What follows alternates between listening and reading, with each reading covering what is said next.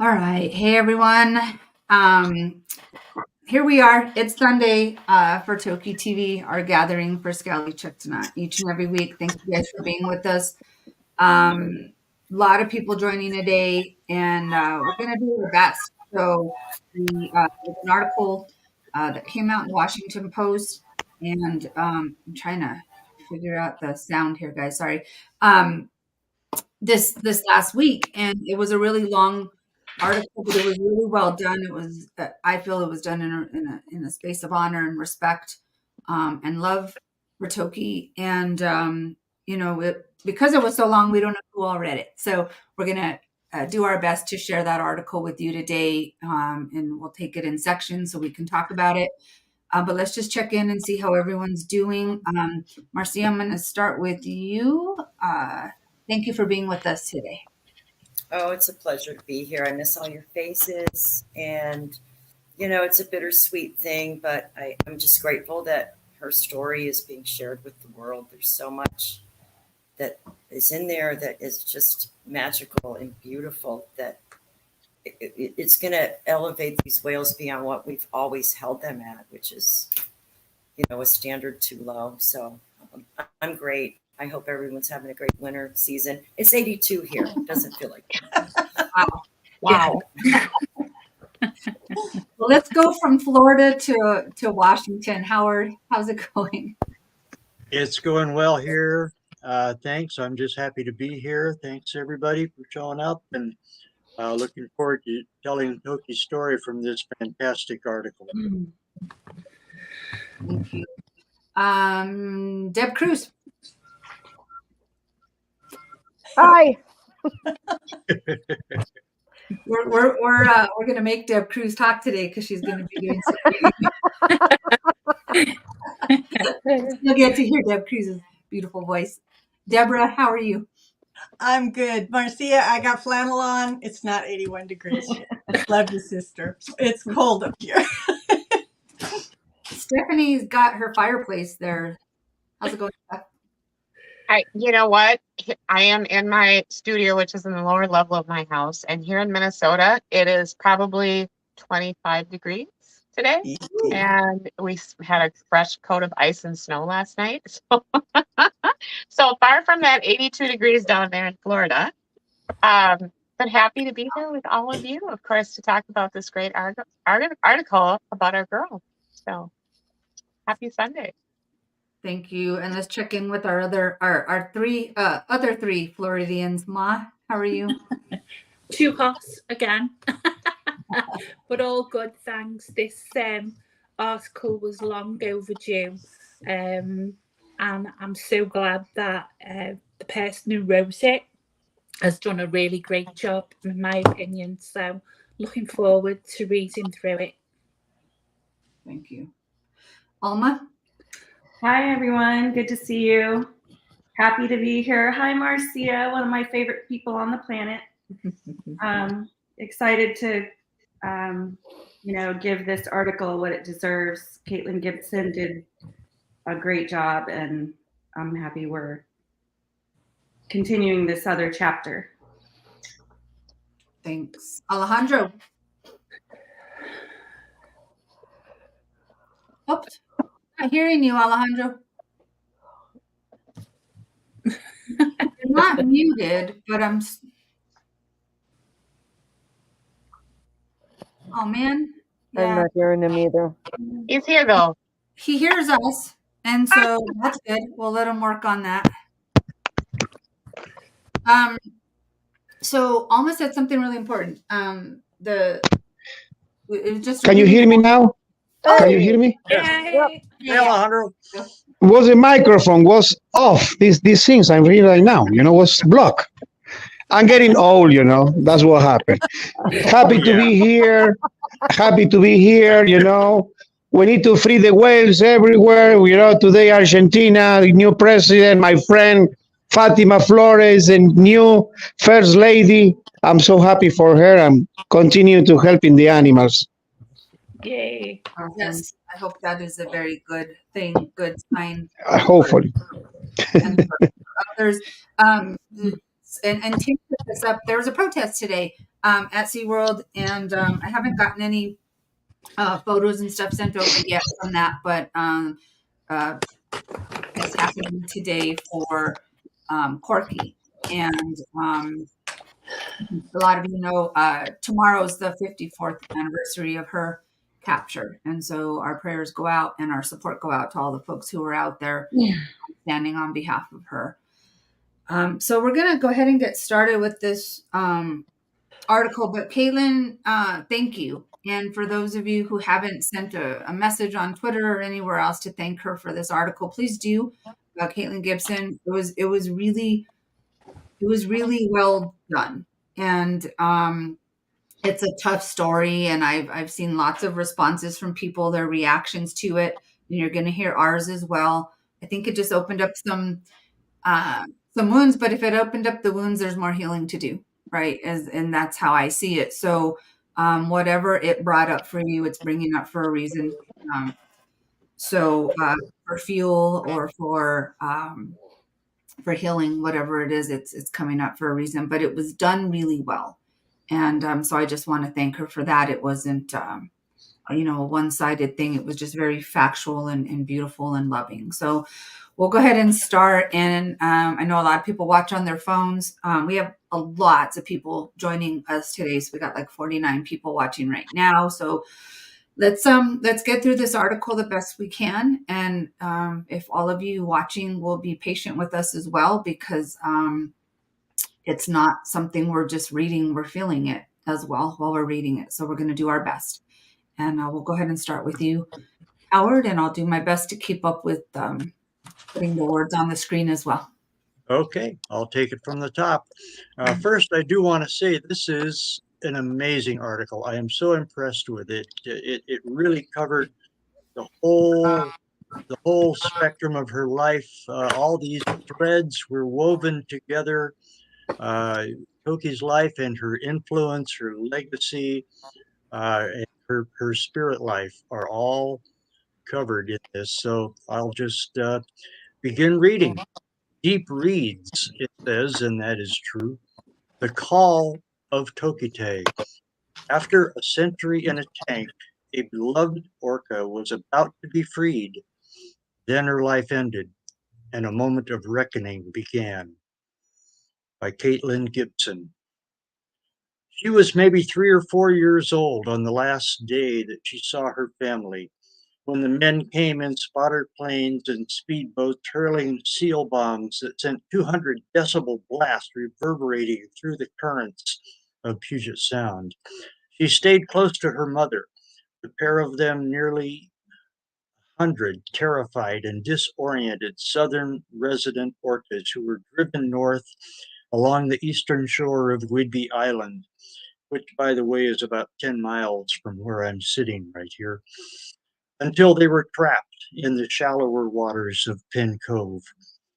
It was unusually cold that August of 1970, and Terrell C. Newby still remembers that he arrived at the Whidbey Island wearing a thick red and blue sweater that his mother had knitted for him. He was 30 years old, a student of marine biology, and a Vietnam veteran who had returned from the war less than 2 years before. He had come to Penn Cove because he'd been invited by the men who were leading the orca capture. Ted Griffin, who owned the Seattle Marine Aquarium, and his business partner, Don Goldsberry. Their intent was to pull roughly half a dozen orcas from the water, young ones, 10 to 12 feet long, old enough that they wouldn't perish when separated from their mothers, but young enough to be compliant, and sell them to marine parks around the world for display. By the time Newby set foot on the dock, the most desirable whales had already been cordoned off behind nets in the water, and his job was to sit in an 8-foot pram and try to keep the panicked mother orcas away from their babies. It was exhilarating and frightening at once. Virtually nothing was known about orcas at the time, and Newby had no idea what might happen to him if they tipped his boat and he fell into the water. But despite the desperation of the whales, none showed any aggression toward him, or anyone else, I would add. He found the scene disturbing, but he didn't feel truly horrified until he heard shrill cries and saw that the men had trapped the juvenile female orca against the dock. She was squealing frantically as a net was pulled over her body, and her mother was calling out in response, lifting her eyes above the surface to maintain sight of her calf. The young whale was lifted from the water, wrapped in moist towels and loaded on the back of a flatbed truck, and Newby was told to ride with her down to Seattle. He took his place at her side and found himself fixed in her wide, dark gaze. Here, he would say 5 decades later, is where I started getting really undone. He watched her eye move from his face to the buildings shuddering past along the highway, and he wondered how foreign it all must seem to her, to be outside the only element she'd ever known, her body unfamiliar with the burdens of its own weight.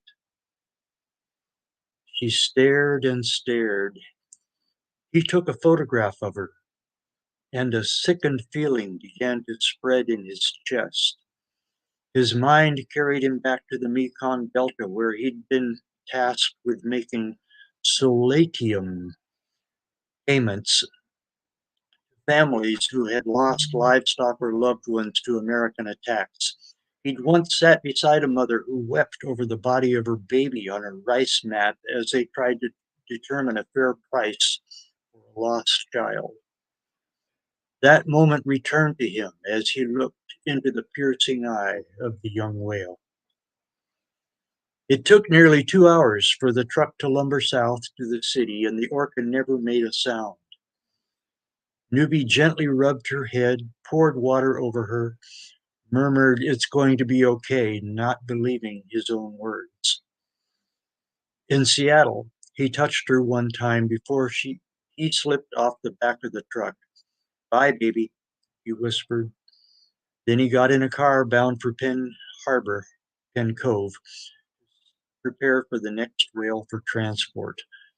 He would finish his job and then devote his life to the study and protection of marine mammals, fighting to outlaw captures like the one he had just participated in.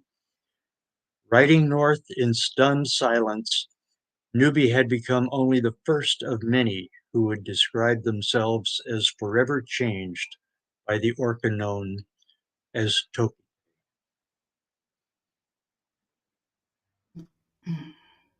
Thank you, Howard. Is there anything you want to say before we move?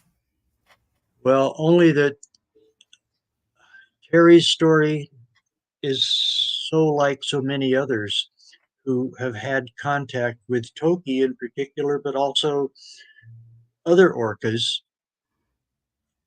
And it does change their lives. They look into their eyes, they feel something. There's something beyond just the visual, physical presence. There's some kind of overwhelming sense of the selfhood, the person in there that reaches people. And it's just very, very powerful. I've seen it so many times, and I'm certain Marcia can elaborate on that. And also, I think it is just really important to consider how gentle she was and how her whole family was during the capture. There was no aggression toward anybody, and everybody was vulnerable in the little boats. The divers, they could have been thrashed easily in a second, but for any aggression toward any of them. Just wanted to emphasize that. Thanks, I think Howard.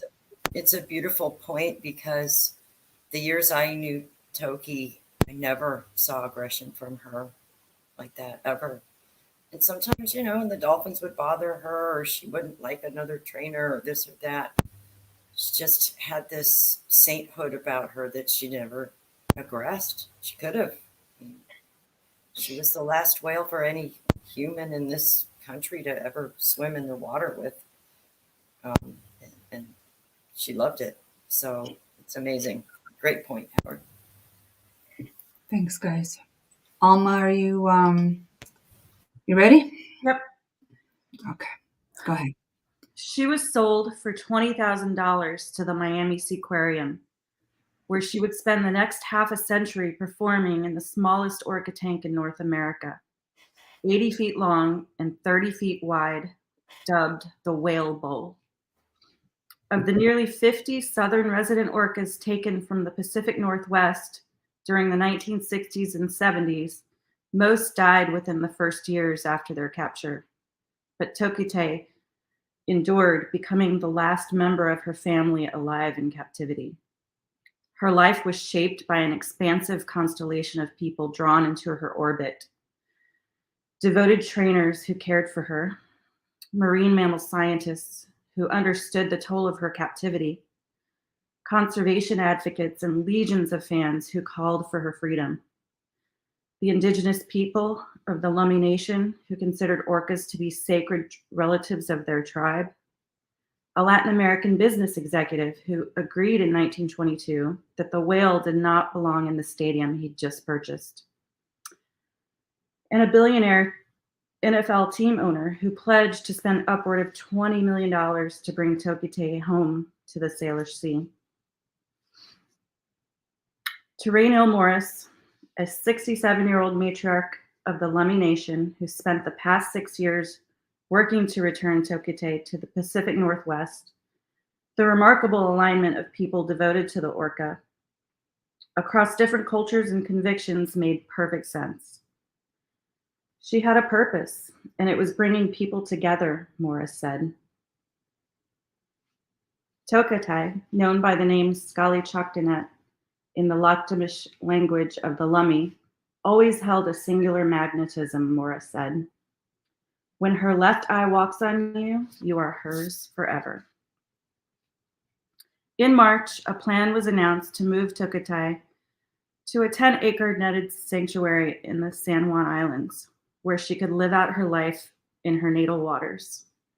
To Morris, helping the whale complete this journey was a sacred obligation on behalf of her people. The team working toward her relocation began logistical preparations, addressing state and federal requirements, and consulting with Native tribes. After enduring lonely periods of neglect, Toki seemed to flourish with the constant dedication of the trainers and veterinarians who were readying her for the transition. Her return home was finally within sight, a milestone that felt ecstatic to the many who had fought for her for so long. And then on August 18th, 53 years after she arrived at the Miami Seaquarium, and just months before she was due to leave it, Tokitae died there. What followed was a moment of reckoning. The hopeful symbolism of her rescue was gone, replaced by searching questions about the past and future of our relationship with her species and the natural world we share. In life, Tokitae was a beloved but involuntary ambassador for her kind. In death, she had become something more, a parable and a guide, revealing the full spectrum of our human potential to ruin and to repair.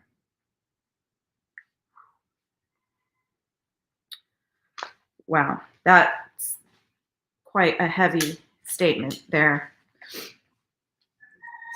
To ruin and to repair. And that's why we're here to, repair ourselves and repair what we've done.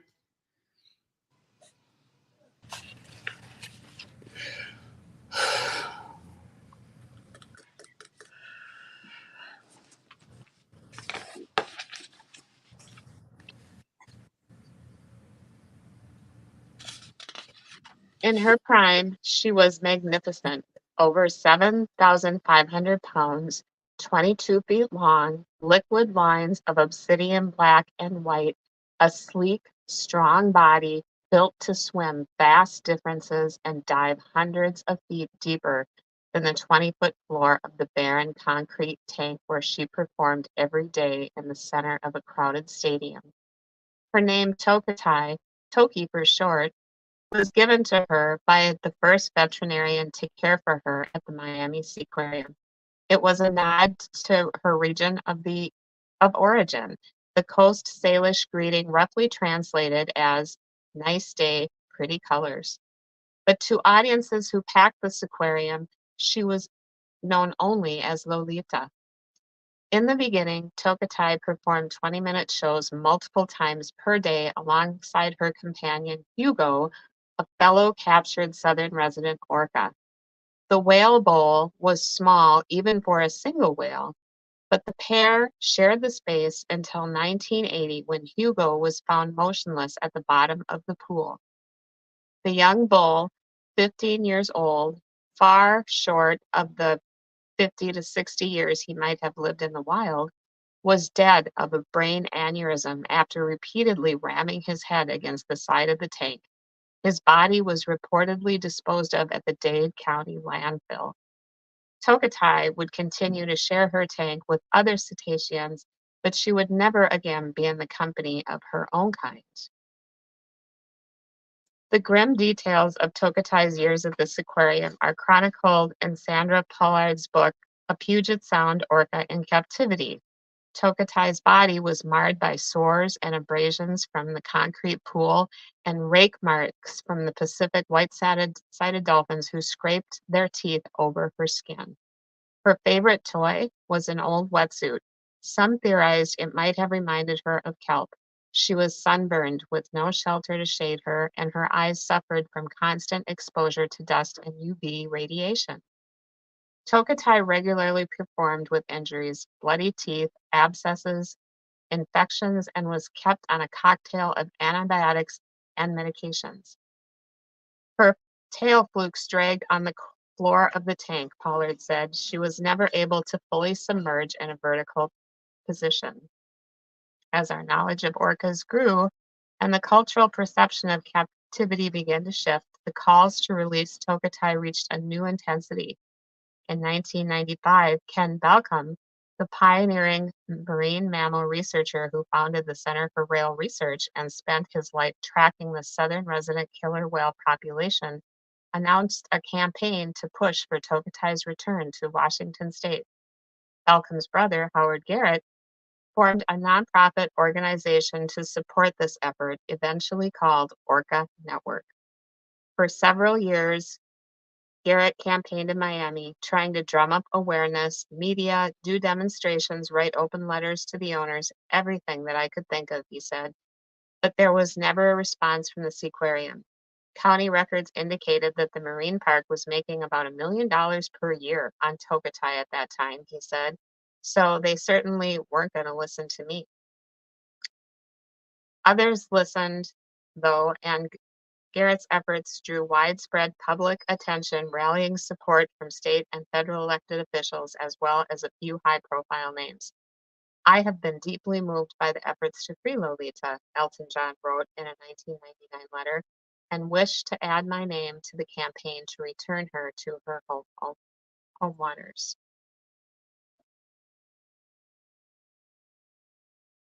Thank you. I'm gonna put Howard back in the center here. Because that talked about you, Howard. Yeah. Okay. What can I tell you? It's well, true. just want to thank you. I mean, I just want to thank you. Yes. Well, yeah, I picked up the thread and there was no going back. There was no hesitation. There never was. As long as she was breathing, I was campaigning for her to come home. She could have come home at any time. From the day she was brought there, she could have come home. I mean, there were a few times when she was very sick, so there might have been a need to wait a few days, but she really was in good enough health and she could have come home. So the campaign never let up. Yeah. Thank you, Howard. Deb Cruz, you ready? Okay. Aquarium. Several of her trainers developed committed bonds with the orca. Marcia Hinton Davis saw Tokitae for the first time in 1988 as a 22-year-old visitor to the park, where she was instantly struck by the smallness of the tank and the lethargy of the whale within.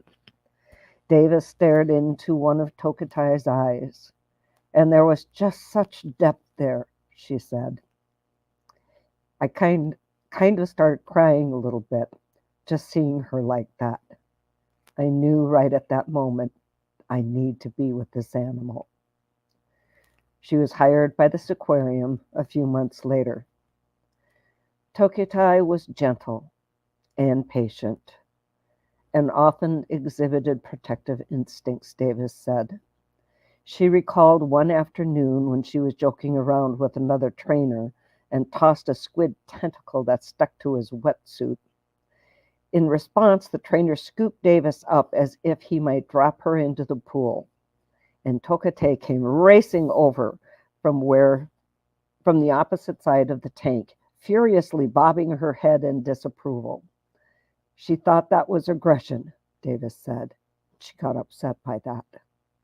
The trainers were careful never to play around in that way again. Davis left the Seaquarium in 1995 after new management took over and implemented policies that she found irresponsible, including limiting the time the trainers could interact with Tokitae. I cried for months about that, she said, but I couldn't affect any change. Sarah Onan, who joined the Seaquarium in 2001, spent more than 20 years working with the orca. At first, Onan felt challenged by Tokitae, who had a stubborn streak and a sense of humor that sometimes frustrated her trainers. She had an impeccable memory, Onan said, and would needle specific trainers with certain behavioral quirks. For years, Tokitae made a particular sound when she saw Onan, an exhale like air hissing from a flat tire, which Onan interpreted as something akin to a mocking snort. When Onan learned to laugh at this, and when she began to embrace Tokitae's expressiveness, their connection deepened, she said.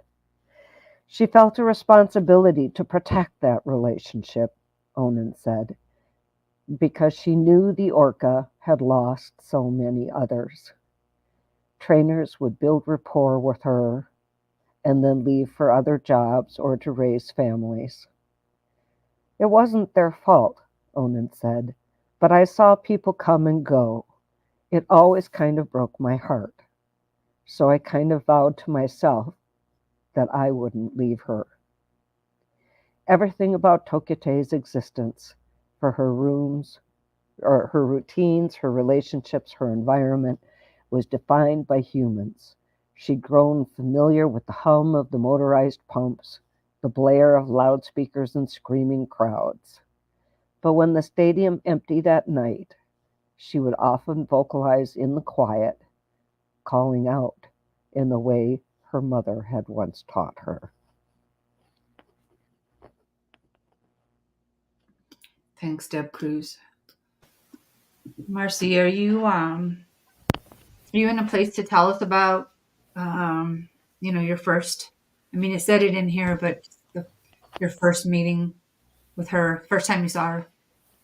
Yeah, it's hard to describe it really because, like Raynell said, and Terrell, I think was his name, the one that was in the capture. Even Ma, you went and saw her there. Once you're in that eye, that gaze of her eye, there's no escape after that. You're just in there, and then once you find that space with her, she made it so easy to communicate with people, almost as if she could just give you a look. And yeah, she had a great sense of humor. She loved to play little games and tricks, and she screwed with people sometimes. It was really funny, and I don't blame her, and I would have done it too. And so she was such a fascinating being. And yeah, once you're in that eye, her gaze, it takes you over. I got sucked in immediately, and I'm still there. Yeah. Thanks, Marcia. Deborah, are you ready? Yep, I'm still here. Okay. In our collective imagination, the stories of individual orcas transform our understanding of what these animals feel and experience. As with TokiTave, the SeaWorld orca, who was involved in the deaths of 3 people, became the subject of the 2013 documentary Blackfish. The impact of his story was significant. In the year after Blackfish was released, SeaWorld's attendance plummeted. And in 2016, the company announced an end to the orca breeding programs. For years, Tokitae's experience was less visible, but no less illuminating, said Lori Marino, president of the Whale Sanctuary Project and a neuroscientist who had studied cetacean brains for 35 years. Structurally, an orca has a larger portion of its brain devoted to higher thinking than a human does, Moreno said. Tokitae's mind had afforded her extraordinary resilience, an unknowable inner life that allowed her to persist for so long in such an impoverished environment. She was coping in a way that had worked out for herself, Marino said. There was a narrative there, a story she told herself about what was happening to her and that allowed her to live. It is possible to fully understand the contrast between Tokitae's life in the whale bowl and the one she would have lived in the wild, because her family is the most studied population on the planet, with a complete annual census dating back 47 years. No one leaves their mom's group for their whole life, not the males or the females, Weiss said. Female Southern residents have been known to live as long as 90 or 100 years. And on the other hand, I think I'm messed up, you guys. I think my page is out of whack. You're okay. Let's go for where you're talking about the annual census dating back 47 years. I just want to say that's due to Center for Whale Research. That's Ken right there. Right. So I'll just pick it up because it was confusing because we were going from one person to the next. So I'll start with, some people say Tokitae may be the daughter of the oldest living orca. And I I'm think sorry? that's missing quite a bit. So if it's okay, I'll jump in. Yeah, it's something must have happened to my printout. Sorry. That's okay. All orcas around the world are the same species, the largest of the dolphin family, but they are divided into distinct populations that do not interbreed and rarely interact with one another. Toki's family of southern resident orcas range from northern California to southeastern Alaska, with their core habitat in the Salish Sea. They are known for their close-knit social structure, said Michael Weiss, research director at the Center for Whale Research on San Juan Island. The three matrilineal pods of southern resident whales, J-pod, K-pod, and L-pod, each communicate in their own specific dialect, and all are exceptionally bonded to their mothers. No one leaves their mom's group for their whole life, not the males nor the females, Weiss said. Female southern residents have been known to live as long as 90 or 100 years. Males, on the other hand, are more than 8 times as likely to die the year after their mother does. Some say Toki might have been the daughter of the oldest living orca, an alpod matriarch known as Ocean Sun, but this has never been confirmed. At nearly 100 years old, Ocean Sun is the only southern resident who was alive at the time of the captures, the only one who would remember Tokitae. For creatures of such intelligence and social sophistication, the trauma of the capture era was profound and enduring. After the last of the young whales were pulled from the water in 1970, the fractured family of southern residents made their way back out to sea without the 7 juveniles who were taken and the 4 whales who had died. 3 babies and a mother who drowned in the nets. By the time whale captures in the United States ended in 1976, roughly a third of the southern residents had been culled. Before the capture era, their population was more than 100 whales. As of the census in July, there were 75. Since 2005, the southern residents have been listed as endangered under the Endangered Species Act. The whales have faced new threats in more recent years, particularly the decline of their primary prey, the Chinook salmon, said Deborah Giles, Science and Research Director at the conservation research organization Wild Orca. In the absence of sufficient salmon, other dangers to the orcas, the stress of boats traffic, the infiltration of chemical pollutants are exacerbated, causing illness, death, and pregnancy loss. Howard, anything you want to say about that? No, I'm just following it right along, and it is. Am I muted? No. Yeah, I mean that does tell the story. I mean, and this is where this is so beautifully written because it intertwines those 47 and counting years of research on her family and her life in Miami, and they are intermingled. I mean, they're you can't talk about her and not talk about her family, and that was basically the essence of the campaign all those years, was to explain her life by knowing that she should be with her family. I can't say that I know how close that connection was because it may have been beyond my understanding, but I know she had a very tight connection with her family the entire time. Oh. Thanks, Howard. Thank you, Deborah, for reading that. I know. Sorry, I'm getting it all mixed up. All our formats are, you should have kind of figured this out at the beginning. So we're doing pretty good. Marcia, are you ready? I don't know where to stop, so just like tell me to stop when I get there. I'll turn the screen. I'll take the screen off if that Okay. makes sense.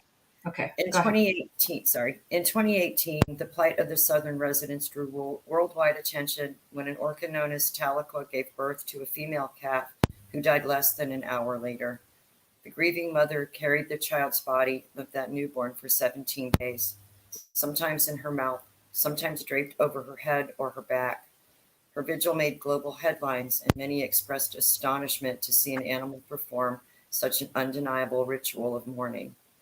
2 years later, Tahlequah stunned onlookers again after giving birth to a healthy male calf.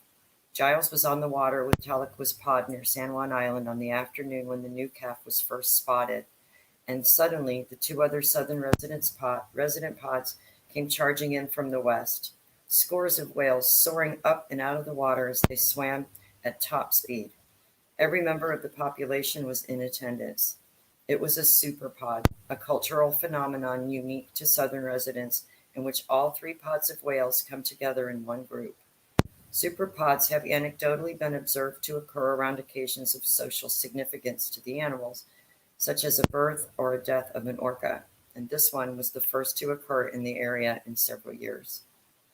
There's not many animal populations, period, let alone other marine mammals, where they're all socializing with one another, and they all know each other, Weiss said. For hours, Giles remembered the whales breached and vocalized, slapping their fins and flukes against the water. The timing of the gathering, so closely following the arrival of the new calf, was especially striking. Quote, "It feels metaphysical to me," Giles said. "How did they hear? How did they know?" To the people of the Lummi Nation, orcas are considered to be people, sacred kin of the tribe. They are called, I'm probably going to mess this up, Sk'aliCh'elh-tenaut's, meaning our relations under the waves. But for decades, the Lummi did not know that dozens of southern resident orcas had been trapped and sold. We weren't asked in 1970 what our feelings were about the state of Washington issuing a permit to capture our relatives, Morris said. We didn't hear about the captures. We didn't know about them. We didn't know about her until 2017.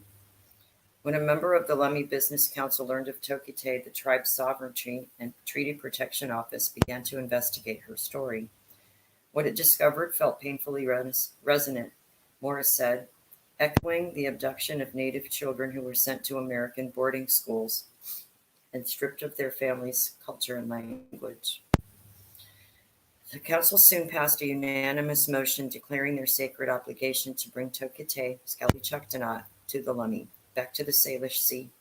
This task was bestowed upon Morris by Lummi hereditary chief, I don't know about how, if I can pronounce, Sk'aliCh'elh Bill James, before his death in 2020. He described the world as an interconnected web of life. Bringing the orca home would mend the strand broken by her capture, he told Morris, and allow a new cycle of healing to begin. Thank you. Is that where I end? Okay. Yeah, thank you. There was a lot in that. There was a lot in that section. A lot. Thank you for reading that. Ma, are you? Yeah. Yours is very long, but we love listening to your beautiful. Okay, I believe you. Okay, here we go. But there was little precedent for such an endeavour, so Morris and fellow tribal elder Ellie Kinley approached Charles Vinnick, Executive Director of the Whale Sanctuary Project, for guidance. Vinnick prepared a proposed operation plan with Geoffrey Foster, a marine mammal expert who once collected orcas from the wild for SeaWorld before pivoting towards conservation, and his wife Katie Foster. Numerous leading experts contributed to their work, and Vinnick and Geoffrey Foster drew on their own experience as part of the team involved in the 1998 relocation of Keiko, the star of Free Willy, from the Oregon Coast Aquarium to a sea pen in Iceland. The involvement of the Lummi breathed new life into the campaign to free Tokitae, but it wasn't until August 2021 that her release began to really truly feel possible.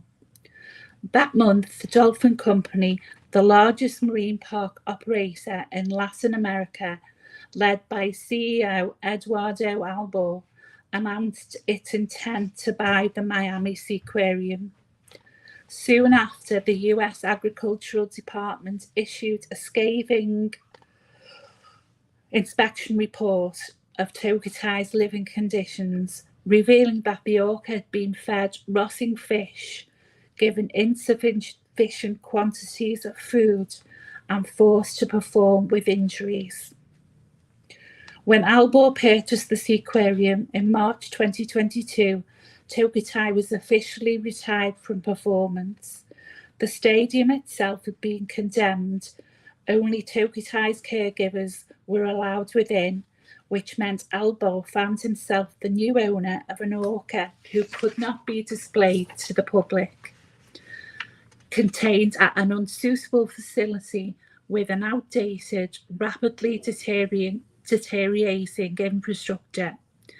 He was a businessman with a liability. He was also a father who had made a promise years before when he took his young adult daughter to watch Toki's show. His daughter was distressed to see the whale in that environment, he said.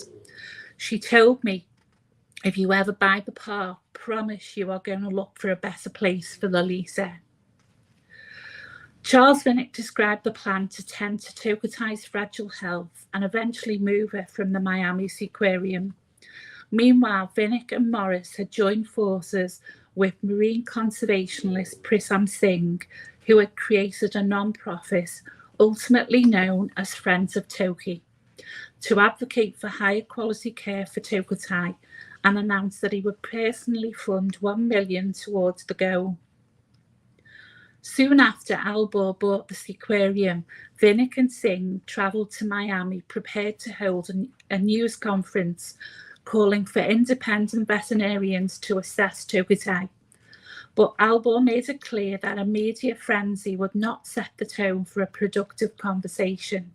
So Vinnick and Singh cancelled their plans and agreed to talk privately instead. That showed great credibility, Albor said. The resulting partnership was unprecedented. It was the first time a marine park owner had agreed to work with people who might be considered activists, Vinnick said. What was this collaboration based on? It was based on identifying an area of mutual agreement, on being able to respect one another and speak with one another as collaborators and even partners, without worrying about all the things we disagree about. At first, Friends of Toki was focused on improving Toki's daily care. There wasn't enough funding to consider a permanent relocation to a sanctuary in the Pacific Northwest. Then, in early January 2023, Vinnick spoke with Jim Irsay, the billionaire owner of the NFL's Indianapolis Colts. He wanted to see the whale. Irsay had watched Toki perform long ago as a 12-year-old boy, and he'd never ever forgotten her. He'd always been enamoured with animals, and whales in particular. To him, their staggering power and benevolence felt something like God. He told Vinnick that he was interested in helping take Tokitae back into her native waters. Later that month, when Irsay walked up to Toki's tank, she came to the edge of the pool to greet him. She lifted her head out of the water and met his gaze. Then she baptized him, as Vinnick recalled, spraying a jet of water that soaked Irsay's expensive suit. He laughed, instantly besotted. I'm in, he told Vinnick right then, I'm in. Irsay was every bit as dazzled by her as he'd been decades before, but now he was seeing something more. I know how it feels to be held captive, he said recently, during a video call from his home in Indianapolis. He wore a dark cowboy hat and sunglasses and lit a cigarette as he spoke. He grew up in an abusive, alcoholic household, he said, in a family scarred by tragedy. My sister died in a car crash when I was 11. My brother died from birth defects. For much of his adult life, Irsay struggled with alcoholism, and opioid addiction. He finally achieved sobriety many years ago, he said, because he didn't want to die the way his father and grandfather had. When he looked at Toki, he said he understood what it meant to be the last one left, to be grieving and to be trapped. So he knew what he had to do for her. My goal, my job, whatever you want to call it, is to get her to freedom, he said. She told me that she wanted to be free. I mean, she told me. I'm telling you, she looked at me in the eye. Thank you, Mara. Anything you want to say about that section? I know exactly what she did. She gets everyone the same way. It's as you've heard before, when I started visiting Toki way back, that was it. There was no way I couldn't go back to it. And it was like I was being pulled back to it all the time. There was that connection. And believe me, there was somebody in there, somebody of much higher spiritual power than we ever know. So I'm not a bit surprised that happens. That landed for me. I'm trying to find back the part where he said it was like God. Yeah. And you really just, what is that sentence? I'm looking. I don't see it. But you know, that is true. They're on such a higher level, you know, and you see Howard holding up there, you know, let me put this in the middle here, Howard. These are all the things, and you see that in her, you know, love, grace, trust, empathy, kindness, beauty, humor, friendship, compassion, and for real forgiveness. And you see all of that in her eyes, you know, just absolutely amazing. Yep. Nice. Yeah. It was mentioned that her favorite plaything was a wetsuit, and this was part of that wetsuit that Marcia cut and engraved in these ways of remembering Toki, and handed it to me. So this is a precious remembrance of Toki. Thank you, Howard. And this as well. Yes. I'll never all take of it off. those qualities, you know, like you just read, Ma, and you know, all of those qualities, and like Jim Mercy said, and hands up to Jim Mercy for everything that he did and got the ball moving there. Those are all godlike qualities. Yep. Yeah, very much so. Just a connection was just so pure, really was, and still is, I've got to say, just in a different way. All right, I'm gonna read this next part here. I think this is the right one. Finish here. The announcement was made at a news conference in Miami in March. Within 18 to 24 months, Toki would leave the Miami Seaquarium at last, bound for a netted sea sanctuary in the Salish Sea, where she would receive supportive care for the rest of her life. Ursay was prepared to spend upward of $20 million to fund her journey and remaining years. The plan was not universally embraced. Some of Toki's former trainers and veterinarians said that the stress of the move could kill her, that she couldn't tolerate such radical change so late in her life.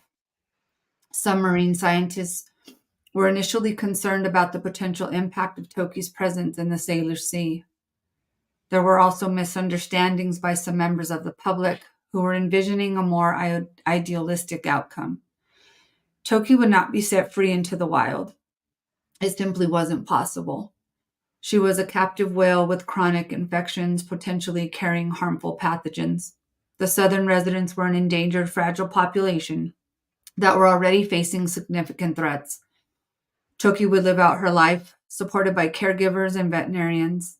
Her sea pen in a location where scientists were confident that nothing, not a drift of her exhalation, not the sound of her calls, could reach her family. To Toki's team, there was no question that her life would be monumentally better there. But what had been taken from her could never be fully given back. The first time Jeffrey Foster saw Toki when he arrived at the Miami Seaquarium as part of the Friends of Toki care team in September of 2022, she seemed listless, barely moving beneath the surface of the pool. Quote, I watched her sitting in a corner staring at a wall. She rocked back and forth, Foster said. It was one of the saddest things I've ever seen. She nearly died that October of 2022 after developing a serious pulmonary infection. But under the care of her team of veterinarians, she swiftly recovered. By early 2023, with her trainers offering constant engagement, she began to show more energy and vitality than she had in many months.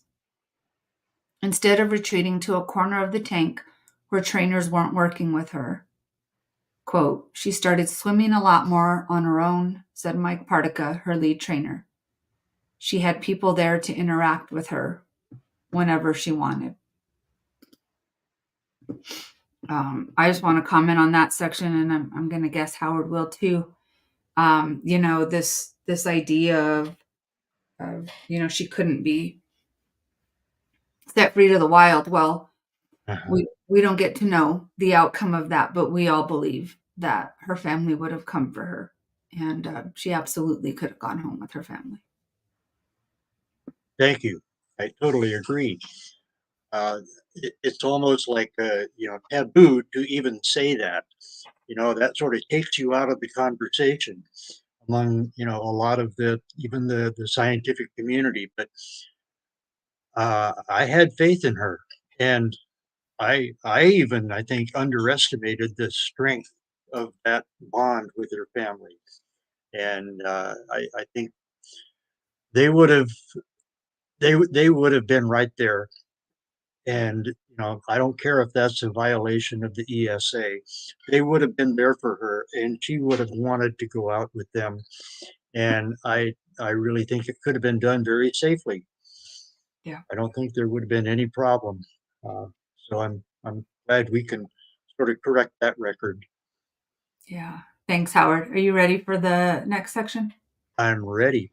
Okay. Mike Partica, came to know her idiosyncrasies, the meaning of her gestures and expressions. She was gentle and good-natured, but also direct in her communication. He said a vigorous head bob meant, don't do that. If you touched her when she didn't want contact, her eyes would widen. She loved company and proximity, so Partica and the other trainers spent a lot of time floating in the water by her side. Over those months, Foster said, Toki became just a totally different animal. She would play with Li'i, the Pacific white-sided dolphin who had shared her tank for 40 years, the two often racing through the water. You could never imagine an animal that size swimming that fast in a pool like that. You could tell she was responding very well to what we were trying to do. To prepare for Toki's eventual transport to the Pacific Northwest, the care team began to introduce her to the stretcher that would be used to lift her from the tank. The team hung it over the side of the pool, then lowered it farther and farther into the water. They offered her food beside it and taught her to line up against it. Little aside here, I personally believe she had no fear of that stretcher. I think that they were worried about something that they didn't really need to be that worried about. But that's just my editorial opinion. Former trainer Marcia Henton Davis had joined the care team. Fortunately, I was so glad to hear that. After contacting Friends of Toki to ask if she could be of service once more to the whale she'd loved for so long. That time was filled with a sense of hope and possibility, she said. She wanted Tokitae to feel it too.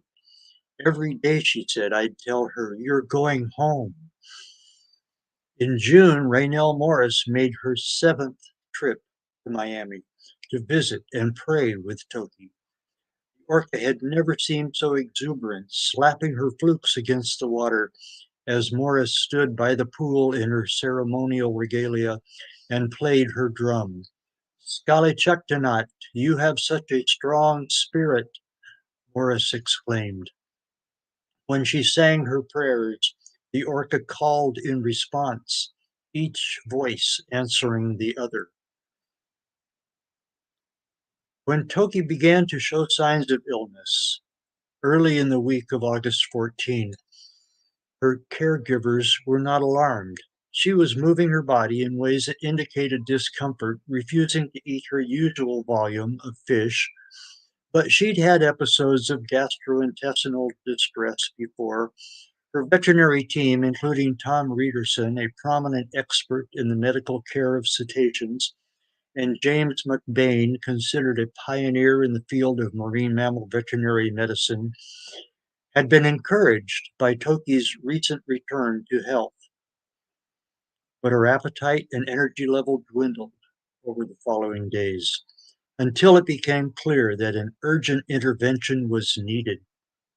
The team members formulated a plan to drop the water in her tank Friday morning to allow them to take a blood sample and administer fluids and medication. It was the same protocol they'd followed months before, and there was no doubt in anyone's mind that she would recover once again. "We weren't cavalier," Reederson said, "but we knew how to take care of her." Their treatment was already underway August 18, when an initial blood test revealed a rising level of creatinine, a sign that her kidneys were failing. Reederson was distressed, he said, but the team was resolute. There was no giving up. It was as simple as that. Tokitae's condition deteriorated as the hours passed. She regurgitated bile and kept listing to the side, seemingly disoriented. Divers rotated in and out of her 55-degree pool, trying to hold her upright. Then, as they tried to raise the water level in the tank, there came a harrowing moment when the orca abruptly rolled over and sank toward the bottom. Foster dove down to lift her along with several other trainers who labored to guide Toki back to the surface. Antarctica directed the staff to start draining the water again.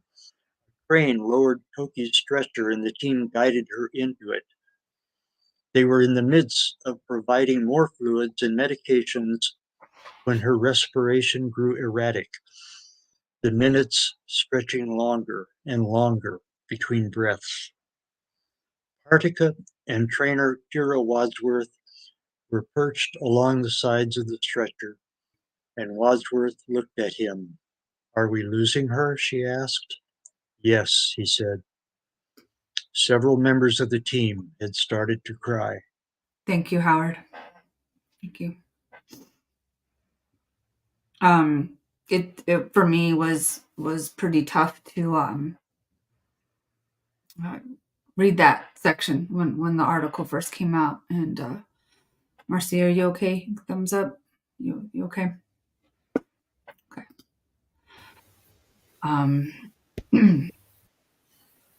Just to know, I don't know, those moments, I guess, it's the first time they were kind of publicly stated. And so that was tough. And then also just, confirming that, what that procedure was that everyone was talking about, was to do blood work and to give her IV fluids. I don't think anybody expected what was happening till that day, till those moments before. Alma, are you ready to jump in there where Howard left off? Yeah. Okay. I am.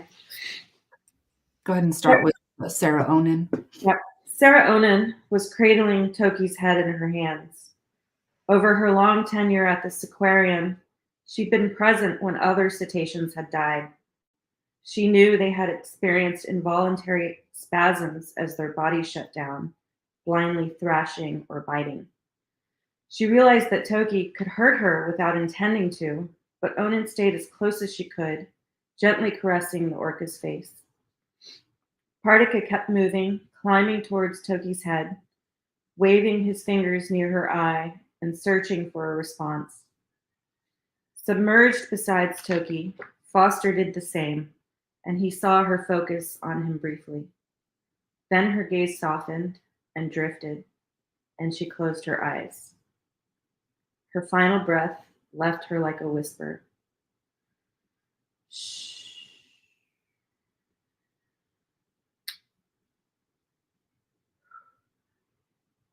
In the water near Toki's pectoral fin, Davis pressed her hand flat against the orca's side, the place where Davis had always loved to feel that massive heart pumping against her palm. She felt it beat for the last time. In the moment that followed, a low roll of thunder echoed through the stadium. As if the sky received her, she would recall later, and a soft rain began to fall.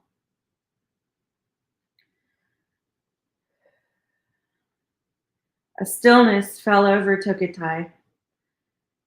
She lay cradled by the stretcher that was always meant to lift her away from there. Toward the escape she'd finally been granted, but she had already found her own.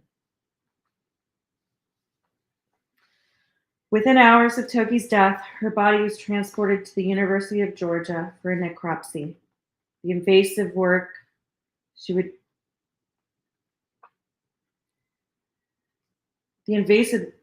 meant she would need to be cremated, a development that surprised and disturbed the Lummi, who did not cremate their dead and said they had not been consulted. Morris, who had flown to Miami to bring the orca's body home to her tribe for burial, returned to Washington to wait for the weeks-long process to be completed. In Facebook groups and online forums, thousands of strangers around the world demanded to know what happened, as if searching for one discernible cause, a precise target to blame. In October, the necropsy results would show that Tokitae had died of a convergence of chronic illnesses, pneumonia, inflammation, heart disease, and ultimately kidney failure. This offered a more holistic understanding of her death, the outcome of damage accumulated over many years until a tipping point was reached. It was a warning and a galvanizing truth. Help came too late for Tokitae, but there were others who still had time. Thanks, Alma. And Christina posted in the chat, and I tell you, as Christina's feeling a little under the weather, but she's still with us in the chat.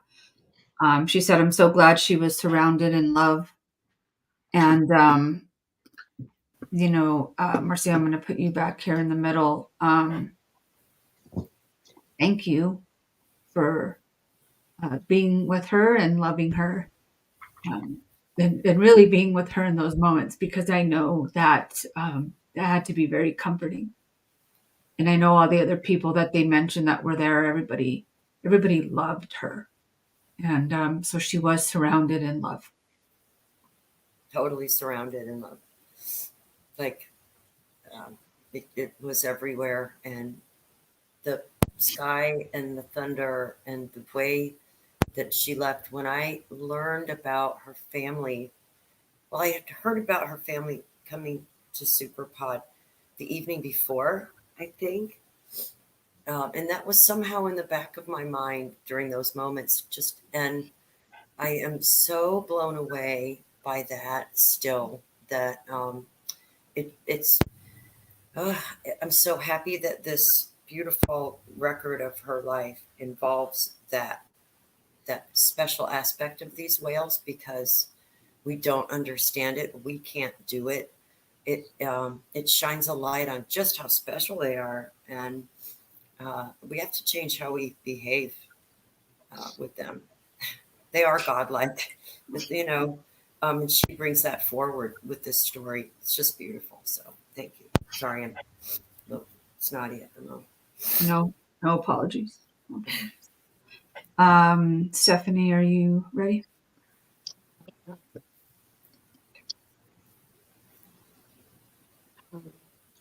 In September, Marcia Henton Davis stood on a bluff on San Juan Island overlooking the Salish Sea. She'd once planned to move there with her husband to be a permanent part of Tokitae's care team after her relocation to the seapan. Now Davis had come to see Tokitae's home for the first time, the place of her birth and burial. I thought she was going to change the world by coming here alive, Davis said. Instead, a sense of urgency had followed Tokitae's death, the channeling of communal grief into action. Across the world, people were sharing information about the effort to breach the dams along the Snake River to help restore the population of Chinook salmon. They were making donations to marine conservation organizations. They were writing letters to SeaWorld, imploring the marine park to release Corky, a wild-born northern resident orca captured in 1969, to a sanctuary off the west coast of British Columbia. I think I might be missing a few. Okay, I'll jump in.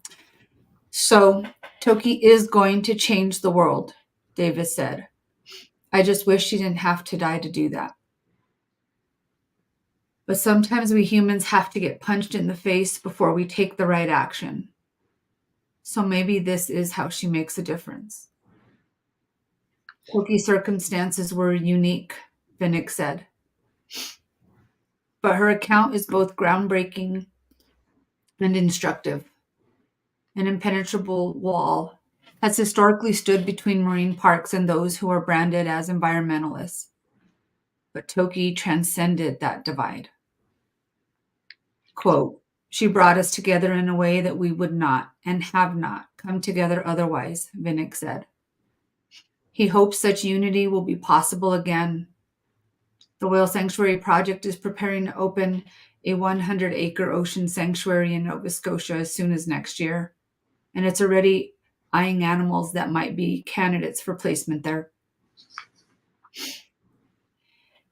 Vinnick feels this work is now bound to Toki's legacy, that her story demonstrates the need to act on behalf of the more than 3,000 cetaceans who remain in captivity worldwide, including approximately 53 orcas. The Whale Sanctuary Project's ultimate goal is for the breeding of captive whales and dolphins to cease, and for the last of them to live out their lives in sanctuaries where they can explore larger spaces, interact with other animals, feel the currents of the tide. We cannot move them all out, but if we can demonstrate a way to create a sanctuary, others will do the same, and collectively we'll be able to do it, Vinnick said. Is it enough? No, but it's probably the best we can do. Did we do enough for Toki? No, but we did the best that we could do. They began arriving on the afternoon of August 17th. Members of all three pods of southern resident orcas made their way into the Haro Strait off the western shore of San Juan Island. Dozens of dark bodies surfacing together beneath scattered clouds and the distant Olympic Mountains. It was technically a near superpod. A few of the whales would not arrive in the Salish Sea until days later. And the odd onlookers who watched the orcas greeting and socializing with one another that day did not yet realize the synchronicity that the gathering was taking place in Toki's final hours. 3,000 miles apart from the last survivor of their stolen family. The southern residents came together in the waters where she was born, filling the air with the sound of their voices. By the following day, when Toki died, Only a small group of alpod whales remained near the southern shore of the island. Deborah Giles was on the water with them in her research boat, and she watched Ocean Sun, the matriarch who is possibly Toki's mother, as she distanced herself from the others, almost as if she were seeking a moment alone. Whether they somehow know, even across space or distance, that something is happening, a birth, or that an animal is dying, I can't possibly say, Giles said. What I can say is these animals are smarter than I think we know. She doesn't gravitate toward the mystical, she said, but neither does she dismiss a sense of possibility. Against the limits of our own understanding, we can only wonder at theirs.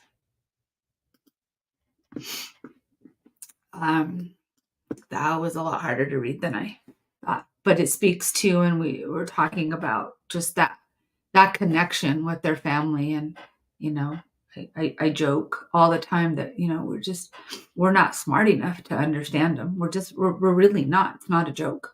And I hope one day we can. Deb Cruz, are you ready to finish the story?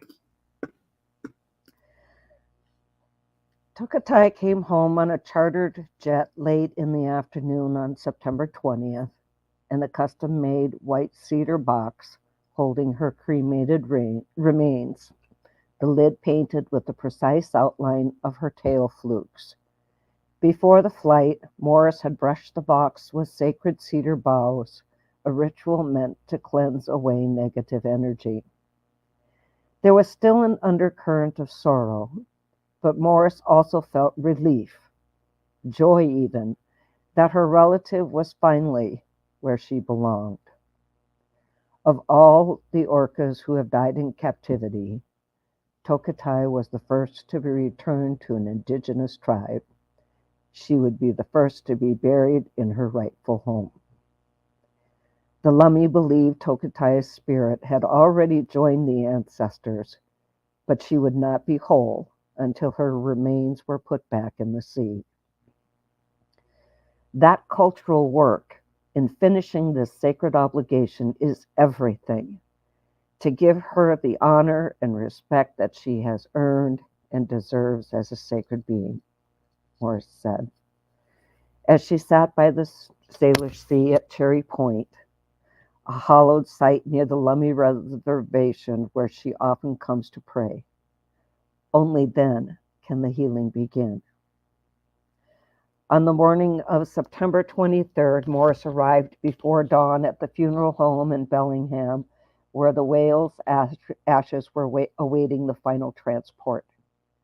She draped the box in a black and white burial shroud printed with the orca's indigenous name, laid cedar boughs atop it, and whispered softly, "This is your day." They left as dawn was breaking. 7 members of the Lummi Nation aboard the patrol boat, carrying the box of ashes, escorted at a distance by the Coast Guard. The boat paused offshore near the Lummi Stammish grounds, where other members of the tribe were gathered to pray and bid the orca farewell.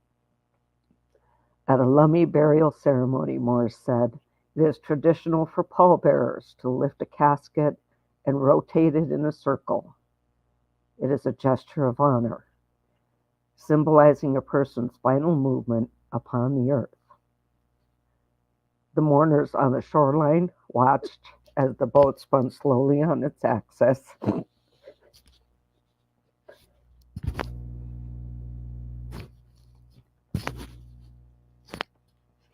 One last full turn for Sk'aliCh'elh-tenaut's.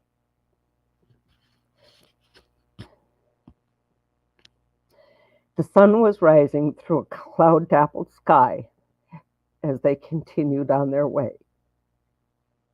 They traveled for an hour before arriving at the site they had chosen, then stopped and spoke the prayers to welcome their relative home. When their work was done, Morris unlocked the cremation box, and the 7 people aboard the boat took turns scooping nearly 300 pounds of fine, dull gray ash into the sea.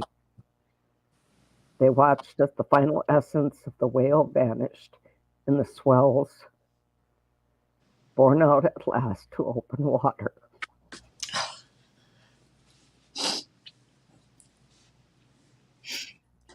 Thank you, Cruz. I know that last part was really rough. Her story, again, heartbreaking. It's heartbreaking for us daily. And anytime you tell the story or you hear the story or you see a post or you look at your wrist and see, a part of her toy or anything. Grief is massive, man. And grief comes in waves. He's home. And that's something that I keep saying, and I've shared that with all of you before too, is, she's where she needs to be. And the grief is ours, that we carry. And it's just a testament to the greatness and the love that we had and the connection that we have with her. And we know she's in the stars, Toki in the stars, right, Ma? And so she's always with us as a spirit guide, as Raynell says, and also left to inspire us. That connection, we've talked about that on almost every show. Every single person who's been on here, we're all connected through Toki, and there was a reason. There's a reason for our connection, and we believe that is for Toki's legacy. And Catherine said she is well, she is whole, she is home in a sailor sea in 2023. And she's finally free. She's finally free. So that story is tough to read, but it's also, it was also well done. So hands up again to Caitlin Gibson. Thank you for telling the story in such a beautiful, loving, respectful, and honorable way. We appreciate you. So for those who haven't, Deb Cruz will put up the link here in just a bit for the article. Go make a comment. Thank the Washington Post for carrying the story. I think there's more to come. There were, if you follow the link, there's some videos, there's some brief videos. I think there's more to be coming. But you'll see some videos, a video with Giles and a video with Marcia and video with Raynell, and I think we're going to see more and more. So again, thank you guys. Alejandro, you doing okay? Yes. I don't want to make any addition, everybody knows how I have loved Toki. I have cried a lot for her. I'm still grieving, it's not easy. Sometimes I feel like I fail, or because we didn't achieve this goal. My hope was to see her just swimming freely. Unfortunately, now it's free in a different way, and I think we should continue just working to help other animals, other orcas, and I hope the Washington Post can help other orcas. We got many orcas around the world. They need to go and get released in a sanctuary. So it's time to go right now before it's too late. Because we got many other animals that can go home. So I would love to see this movement, this media and famous people just connected, working for the other orcas. I appreciate the Washington Post article, but we need to do something now. We have many other orcas that need our help to get released. We need to get the sanctuaries ready to let them go before it's too late. Thank you. Yeah, that's my thought and what I have in my heart, Thank you, Alejandro. And you have I will love Toki. I will love Toki forever. I will always remember she's in my wrist. her name in my heart. So I have cried a lot. So, but we need to fight for the other animals now. It's time, just you know, is the only way we're gonna change more things. We need to help these animals. You know, there are many orcas to help. They need our help. Thank you, Alejandro. And you said you're just sharing your heart. It's not just sharing your heart. You have such a massive, beautiful, massive heart. So we love you, Alejandro, and thank you for all you've done and mentioning, yes, Toki's legacy. Howard, I mean, this is what we're doing. So respect and honor. It's much longer, but this is our abbreviated version. Respect and honor Toki's courageous spirit. Educate others, support research, advocate to generate awareness, and strive to better understand. Anything more you want to say about that, Howard, her legacy? To me, I just want to say this has been very healing for me to share her story, to hear everyone read from that amazing, wonderful, complete rendition of her life and aspects of her life that are still mysterious.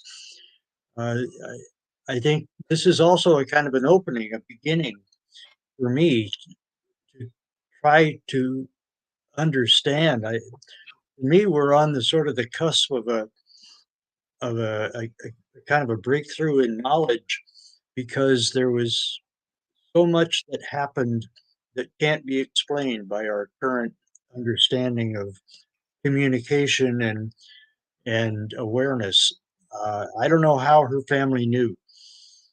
What Giles mentioned about a couple of years ago when um, J57 was born, and the K's and L pod came in from 50 miles away and joined J pod with the brand new baby, and they had a super pod. They had a big celebration, and then they all went back out to sea. But how did they know? I mean, they were out in the Pacific Ocean and they somehow knew. How did Toki's family know? I swear, uh, all of their behavior and the synchronicity is precise. They were there when she was in her last hours and for the next 3 days. I think this needs to be explored further, but I think we're just beginning to get a glimmer of that connection and that bond with her family that is so important. So thank you, everyone.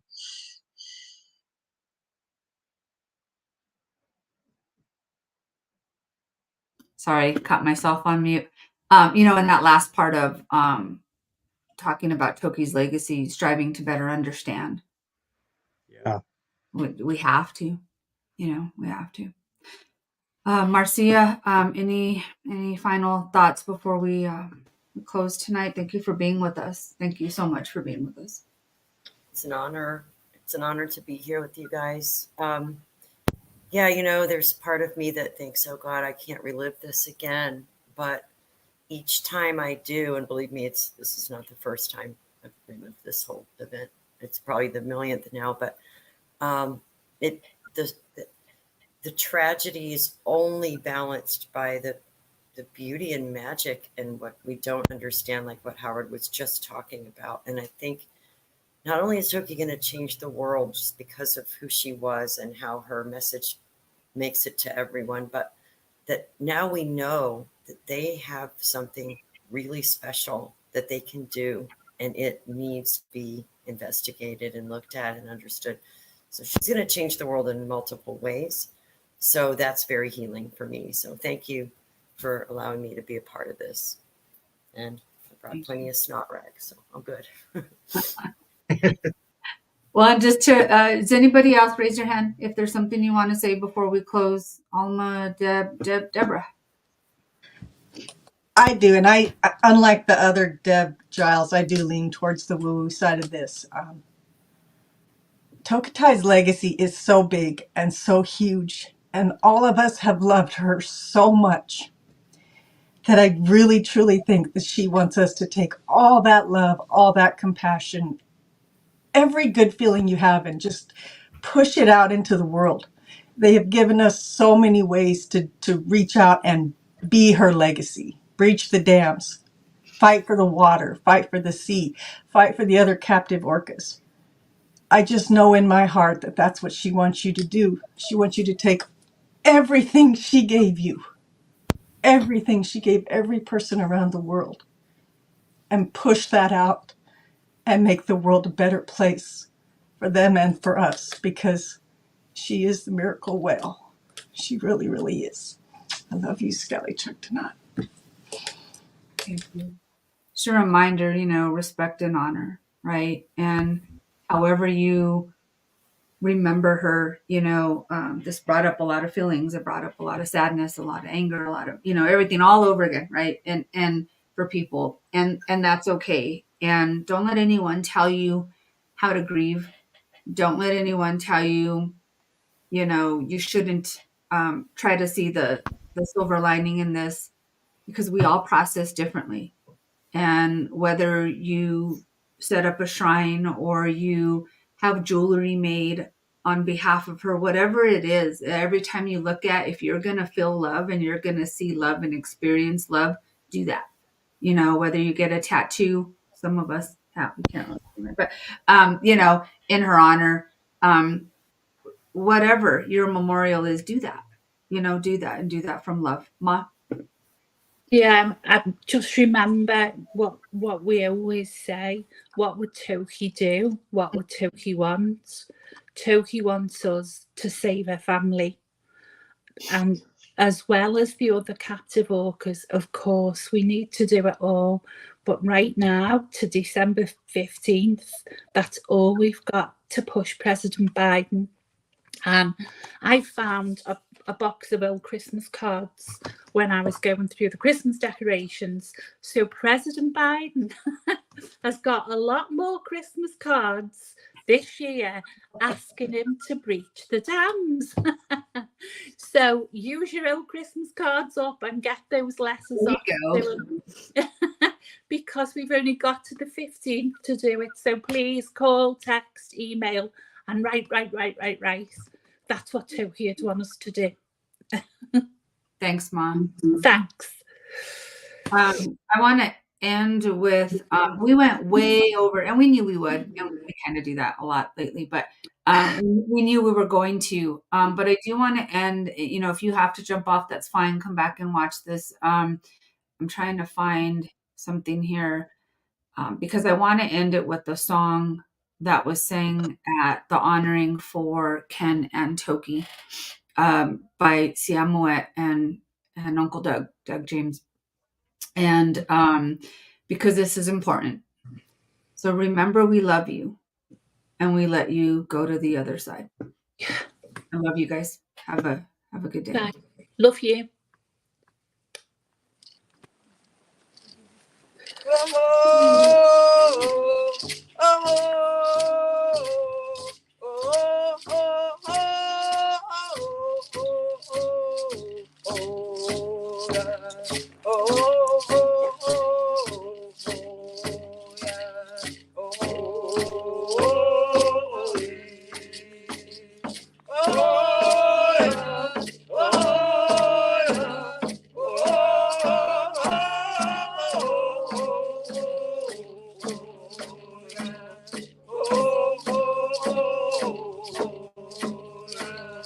Oh,